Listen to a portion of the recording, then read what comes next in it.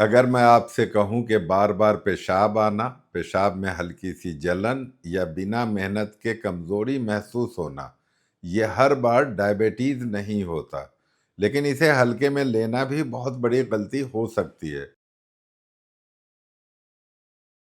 तो क्या आप थोड़ा रुककर सोचेंगे? क्योंकि ज़्यादातर लोग दो एक्सट्रीम में फंसे रहते हैं। या तो वो घबरा जाते हैं, शुगर हो गई है क्या? या फिर बिल्कुल इग्नोर कर देते हैं, पानी ज़्यादा पी लिया होगा। और सच्चाई अक्सर इन दोनों के बीच कहीं छुपी होती है। ज़रा अपने बॉडी के सिग्नल्स को ईमानदारी से महसूस कीजिए। दिन में बार बार वॉशरूम जाने की ज़रूरत लगती है। रात में नींद टूटती है सिर्फ पेशाब के लिए। पेशाब करते समय कभी कभी जलन सी या डिस्कम्फर्ट। दिन भर थकान, चाहे काम ज़्यादा ना भी किया हो।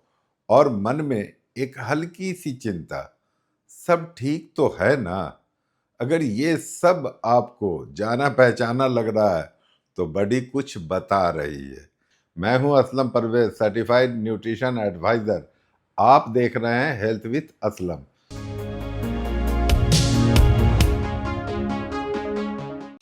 सबसे पहले एक बहुत ज़रूरी बात क्लियर कर लेते हैं। बार बार पेशाब आना अपने आप में कोई बीमारी नहीं है। ये एक सिग्नल है, जैसे फीवर सिग्नल होता है। अंदर कुछ गड़बड़ है, वैसे ही ये सिम्टम्स बताते हैं कि बॉडी का बैलेंस कहीं डिस्टर्ब हो रहा है। प्रॉब्लम तब शुरू होती है जब हम सिग्नल को या तो डर में बदल देते हैं या पूरी तरह इग्नोर कर देते हैं। अब आम सोच क्या है? बार बार पेशाब यानी शुगर। लेकिन सच ये है कि शुगर एक पॉसिबल रीजन है, हर बार रीजन नहीं। शरीर में fluid balance, hormones, minerals, nerves सब मिलकर तय करते हैं कि पेशाब कितनी बार आएगा। जब इनमें से कोई भी सिस्टम आउट ऑफ सिंक होता है तो ये सिम्टम्स सामने आ सकते हैं। अब इमेजिन कीजिए, आप पानी थोड़ा ज़्यादा पीते हैं लेकिन पेशाब ज़रूरत से ज़्यादा बार आता है। या पानी कम पीते हैं फिर भी बार बार जाना पड़ता है। ये कंट्राडिक्शन अपने आप में एक क्लू है कि मामला सिर्फ पानी का नहीं है। एक और चीज़ नोटिस कीजिए, क्या पेशाब के साथ बॉडी से जैसे एनर्जी भी निकल जाती है? वॉशरूम से लौटने के बाद हल्की सी कमजोरी या ऐसा लगना कि शरीर ढीला सा हो गया है। ये इसलिए होता है क्योंकि जब बॉडी बार बार फ्लूइड्स और मिनरल्स लूज करती तो एनर्जी लेवल भी गिरने लगता है। और यही वीकनेस बाद में पूरे दिन की थकान में बदल जाती है। अब पेशाब में जलन की बात, यहाँ लोग या तो इन्फेक्शन मान लेते हैं या फिर कुछ दिन इग्नोर कर देते हैं। हल्की सी जलन ये सिग्नल दे सकती है कि यूरिनरी सिस्टम इरिटेटेड है, कभी डिहाइड्रेशन से, कभी हाइजीन इशू से, कभी बॉडी केमिस्ट्री के बदलने से। हर जलन इन्फेक्शन नहीं होती, लेकिन हर जलन इग्नोर करने लायक भी नहीं होती। अब एक बहुत इंपॉर्टेंट साइकोलॉजिकल एस्पेक्ट से समझते हैं। जब किसी को बार बार पेशाब आता है तो दिमाग हमेशा अलर्ट मोड में रहता है। कहीं बाहर गया तो वॉशरूम मिलेगा या नहीं। ये कांस्टेंट अवेयरनेस स्ट्रेस बन जाती है। और स्ट्रेस अपने आप बॉडी के बैलेंस को बिगाड़ देता है। यानी सिम्टम स्ट्रेस पैदा करता है, स्ट्रेस सिम्टम को बढ़ाता है, एक साइलेंट लूप बन जाता है। अब कमजोरी की बात करें, बहुत से लोग कहते हैं काम तो वही है लेकिन बॉडी साथ नहीं दे रही। बिना ज्यादा मेहनत के थक जाना, सीढ़ियां चढ़ते समय सांस भारी लगना या कंसंट्रेशन का गिरना, ये कमजोरी अक्सर धीरे धीरे आती है। इसलिए लोग इसे उम्र, मौसम या काम का प्रेशर मान लेते हैं। लेकिन बॉडी में जब फ्लूइड मिनरल बैलेंस बिगड़ता है तो मसल्स और नर्व्स दोनों स्लो रेस्पॉन्ड करने लगते हैं। अब यहाँ एक बहुत ज़रूरी सवाल खुद से पूछिए, क्या ये सिम्टम्स अचानक आए हैं या धीरे धीरे बढ़े हैं? अगर धीरे धीरे बढ़े हैं तो बॉडी आपको पहले ही कई बार वार्निंग दे चुकी है। बस हमने ध्यान नहीं दिया। अब शुगर की बात को थोड़ा बैलेंस तरीके से समझने की कोशिश करते हैं।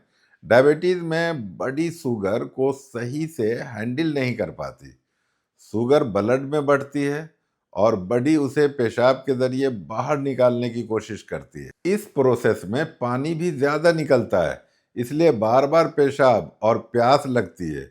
लेकिन यही पैटर्न कुछ और कंडीशन में भी दिख सकता है, जहां शुगर नॉर्मल होती है लेकिन बॉडी फ्लूइड्स को ठीक से रेगुलेट नहीं कर पा रही होती। यही वजह है कि सिर्फ सिम्टम देखकर खुद से डायग्नोसिस करना खतरनाक है। ना तो हर बार डरने की ज़रूरत है, ना ही हर बार टालने की। समझदारी बीच का रास्ता चुनने में है, ऑब्जर्व करने में। अब ऑब्जर्वेशन का मतलब क्या है? दिन में कितनी बार पेशाब आ रहा है? रात में नींद कितनी बार टूट रही है? पानी कितना पी रहे हैं? पेशाब का रंग कैसा है? और वीकनेस दिन के किस हिस्से में ज़्यादा महसूस होती है? ये छोटी छोटी बातें बड़ी की बड़ी कहानी बताती है। अब एक बात बहुत ध्यान से समझिए, बड़ी हमेशा डायरेक्ट लैंग्वेज में बात नहीं करता, वो सिम्टम्स के जरिए संकेत देती है। अगर आप इन संकेतों को अर्ली स्टेज में समझ लेते हैं तो बड़ी प्रॉब्लम बनने से पहले ही चीज़ें संभाली जा सकती है। लेकिन यहीं पर ज़्यादातर लोग गलती करते हैं, या तो गूगल सर्च करके खुद को डराते हैं या कहते हैं देखेंगे अपने आप ठीक हो जाएगा। दोनों ही अप्रोचेस गलत है। सही अप्रोच है शांत ऑब्जर्वेशन, राइट एक्शन। अब इस वीडियो का मकसद ये नहीं है कि आप डायग्नोसिस करने लगें। इसका मकसद है आपको अवेयर करना कि बार बार पेशाब, जलन और कमजोरी को नॉर्मल मानकर इग्नोर मत कीजिए और डायबिटीज मानकर पैनिक भी मत कीजिए। इनके बीच एक समझदारी भरा रास्ता है और यहीं पर अगला सवाल पैदा होता है। अगर ये सिम्टम्स आ रहे हैं तो डेली लाइफ में क्या चेंजेस करने चाहिए? कौन सी हैबिट्स इन्हें बढ़ाती है और कौन सी हैबिट्स इन्हें धीरे धीरे शांत कर सकती है? कब ये सिर्फ लाइफ स्टाइल का मामला है और कब मेडिकल अटेंशन ज़रूरी हो जाती है? अगर अभी तक की बातें आपको अपनी कहानी लग रही है, अगर आपने खुद को इन सिम्टम्स में पहचाना है, तो इस वीडियो को यहीं मत छोड़िए, क्योंकि आगे हम बहुत शांति के साथ स्टेप बाय स्टेप समझेंगे क्या करना है, क्या नहीं करना है, किन गलतियों से बचना है और कैसे बॉडी को फिर से बैलेंस में लाना है। अगर ये बात आपको समझ आ रही है तो अभी लाइक कर दीजिए। शेयर इसलिए कीजिए ताकि लोग डर और इग्नोर दोनों एक्सट्रीम से बाहर आ सकें। सब्सक्राइब इसलिए ज़रूरी है क्योंकि यहाँ हम सिम्टम्स को नहीं, उनके पीछे की लॉजिक और सॉल्यूशन को समझते हैं, ताकि आप अपनी बॉडी के साथ लड़ें नहीं, उसे समझें। और याद रखिए, शरीर की हर परेशानी तुरंत बीमारी नहीं होती, लेकिन हर सिग्नल समझने लायक ज़रूर होता है। अब ज़रा इत्मीनान से इस हिस्से को सुनिए, क्योंकि यहीं से क्लैरिटी आती है और डर अपने आप कम होने लगता है। हमने ये समझा कि बार बार पेशाब आना, हल्की जलन या कमज़ोरी हर बार शुगर नहीं होती, लेकिन इसे हल्के में लेना भी सही नहीं है। अब सवाल यह है कि रोज़मर्रा की ज़िंदगी में क्या बदला जाए ताकि बॉडी को दोबारा बैलेंस मिलने लगे, और ये भी समझ आए कि कब सिर्फ लाइफस्टाइल सुधार काफ़ी है और कब मेडिकल अटेंशन ज़रूरी हो जाती है। सबसे पहले पानी की बात करते हैं, क्योंकि यहाँ सबसे ज़्यादा कन्फ्यूज़न होती है। कुछ लोग डर के मारे पानी कम कर देते हैं कि पेशाब कम आएगा, और कुछ लोग बहुत ज़्यादा पानी पीने लगते हैं कि फ्लश हो जाएगा। दोनों ही एक्सट्रीम्स गलत है। बॉडी को एसटीडी हाइड्रेशन चाहिए। इसका मतलब ये नहीं है कि एक साथ 2-3 लीटर पानी पी लिया जाए। बॉडी को पसंद है थोड़ा थोड़ा, बार बार। जब पानी एसटीडी रहता है तो पेशाब का प्रेशर नॉर्मलाइज होने लगता है और जलन भी कम होती है। पेशाब का रंग बहुत गहरा है तो डिहाइड्रेशन का संकेत है, और बिल्कुल ट्रांसपेरेंट है तो ज़रूरत से ज़्यादा पानी का। बीच का हल्का पीला रंग बैलेंस का संकेत है। अब टाइमिंग पर ध्यान दीजिए। बहुत देर तक पानी न पीना और फिर अचानक बहुत सारा पी लेना यूरिनरी सिस्टम को इरिटेट करता है, खासकर शाम के बाद। बहुत ज़्यादा पानी पीने से रात में बार बार उठना पड़ता है, जिससे नींद टूटती है और कमज़ोरी बढ़ती है। बेहतर यह है कि दिन में हाइड्रेशन ठीक रखें और रात को सोने से 1 डेढ़ घंटे पहले पानी थोड़ा कम कर दें, ताकि बॉडी को आराम मिले। अब डाइट की तरफ चलते हैं, लेकिन बिना डर और बिना लिस्ट के। रोज जो चीज़ें आप खाते हैं वही यूरिनरी सिस्टम पर असर डालती है। बहुत ज़्यादा स्पाइसी, बहुत ज़्यादा साल्टी और बहुत ज़्यादा प्रोसेस्ड खाना बॉडी में इरिटेशन बढ़ाता है। इसका मतलब ये नहीं है कि सब बंद कर दिया जाए, बल्कि रोज़ रोज़ इरिटेशन ना बने। अगर आप नोटिस करते हैं कि किसी खास खाने के बाद जलन बढ़ती है या पेशाब की फ्रीक्वेंसी बढ़ जाती है, तो बॉडी आपको हिंट दे रही है। ऑब्जर्व करना आधा समाधान है। शुगर और रिफाइंड कार्ब्स की भी बात ज़रूरी है, लेकिन बैलेंस के साथ। ज़्यादा मीठा खाने से बॉडी में फ्लूइड बैलेंस डिस्टर्ब होता है और पेशाब की फ्रीक्वेंसी बढ़ सकती है, चाहे डायबिटीज़ हो या ना हो। इसलिए यहाँ गोल ये नहीं कि शुगर को वेलन बना दिया जाए, बल्कि गोल ये है कि रोज़ रोज़ स्पाइक्स ना बने। जब स्पाइक्स कम होते हैं तो वीकनेस और थर्स्ट भी कंट्रोल में आने लगती है। अब हाइजीन पर एक प्रैक्टिकल बात। कई बार हल्की जलन का कारण इन्फेक्शन नहीं, इरिटेशन होती है। टाइट कपड़े, सिंथेटिक फैब्रिक या लंबे समय तक पसीना निकलना, बॉडी को ब्रेथेबल इन्वायरमेंट चाहिए। छोटे छोटे बदलाव जैसे आरामदायक कपड़े और बेसिक क्लीनलीनेस जलन को काफ़ी हद तक कम कर सकता है। हर डिस्कम्फर्ट को डिजीज मान लेना सही नहीं है, लेकिन हर डिस्कम्फर्ट को इग्नोर करना भी समझदारी नहीं है। अब कमज़ोरी की तरफ वापस आते हैं, क्योंकि यही वो सिम्टम है जो लोगों को सबसे ज़्यादा परेशान करता है। जब बॉडी बार बार फ्लूइड्स और मिनरल लूज करती है और मसल्स और नर्व्स को सही सिग्नल नहीं मिलता, एनर्जी प्रोडक्शन स्लो हो जाती है।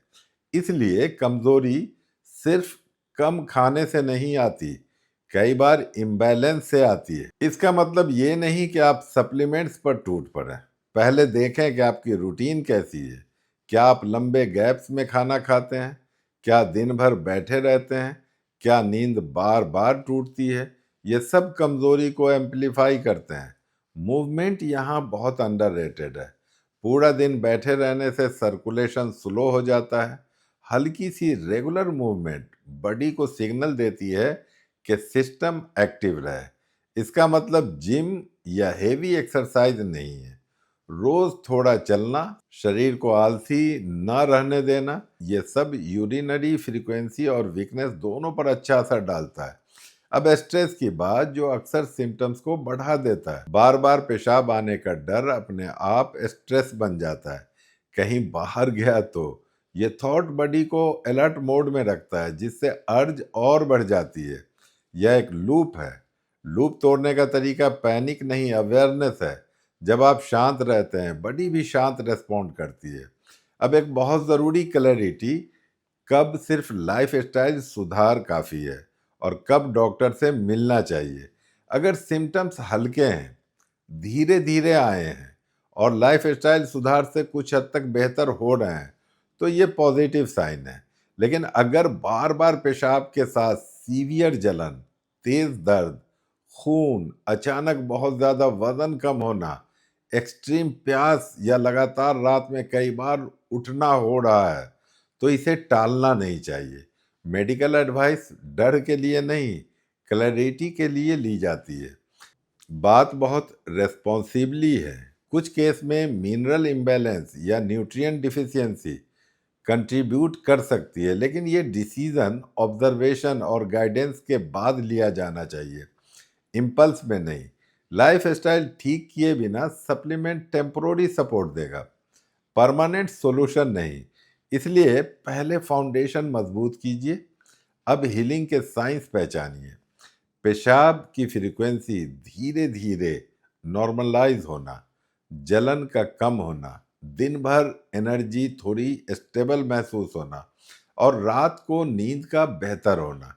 ये सब संकेत हैं कि बॉडी सही डायरेक्शन में जा रही है।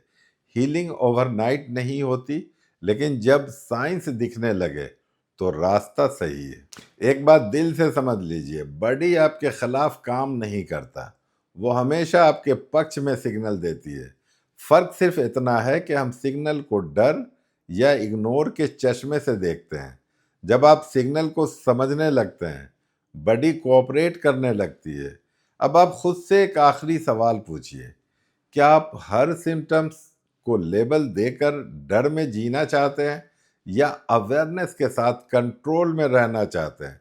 चॉइस आपकी है, अवेयरनेस आपको शक्ति देती है।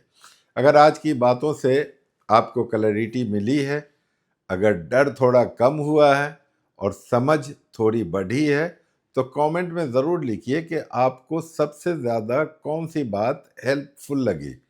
लाइक और शेयर इसलिए कीजिए ताकि लोग पैनिक और इग्नोर दोनों एक्सट्रीम से बाहर आ सकें। सब्सक्राइब इसलिए ज़रूरी है क्योंकि यहाँ हम डर नहीं, समझ देते हैं, ताकि आप अपनी बॉडी के साथ लड़ें नहीं, उसके साथ मिलकर काम करें। और याद रखिए, हर बार पेशाब आना बीमारी नहीं है, लेकिन हर सिग्नल समझने लायक ज़रूर है। जब समझ आती है तो आधी प्रॉब्लम वहीं ख़त्म हो जाती है। और इसीलिए हमेशा मैं कहता हूँ कि नॉलेज ही प्रिवेंशन है और प्रिवेंशन ही है बेस्ट इलाज। स्वस्थ रहें, खुश रहें, मुस्कुराते रहें।